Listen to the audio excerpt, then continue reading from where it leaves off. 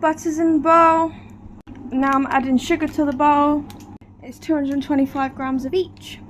Now I've got to cream them both together with my whiskey thing. Oven's preheating as well.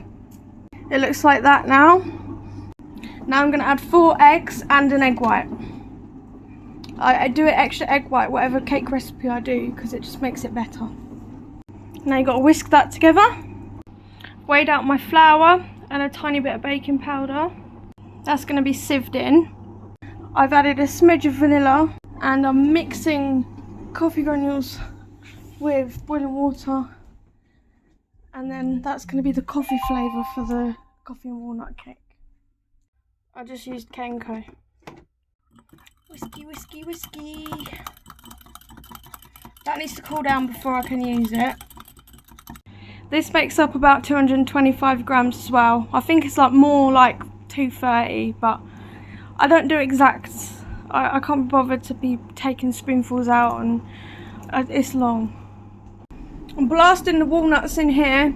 Probably doing too much walnuts, but I'm going to put it in the cake and on the top of the cake, on top of the icing. So I'm just going to pulse it a few times.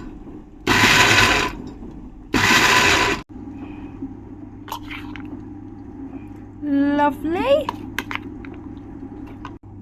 I added the coffee, mixed that together, and then sieved the flour in. Now I've just got to fold half of these into the mixture. How to fold is like this.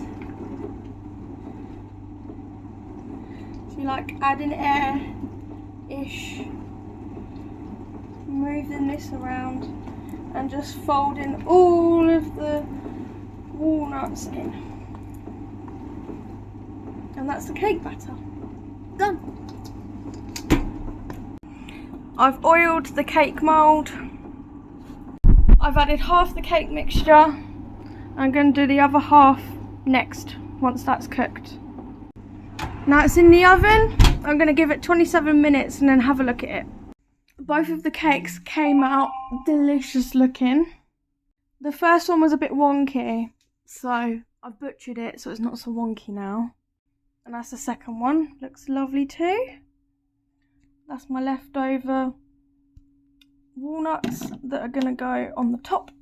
I've made the buttercream, but it keeps separating, so I keep putting it in the fridge, stirring it and putting it in the fridge again so it can like solidify a little bit. Hopefully that'll fix it. I don't know. But that's just ice and sugar, butter and coffee.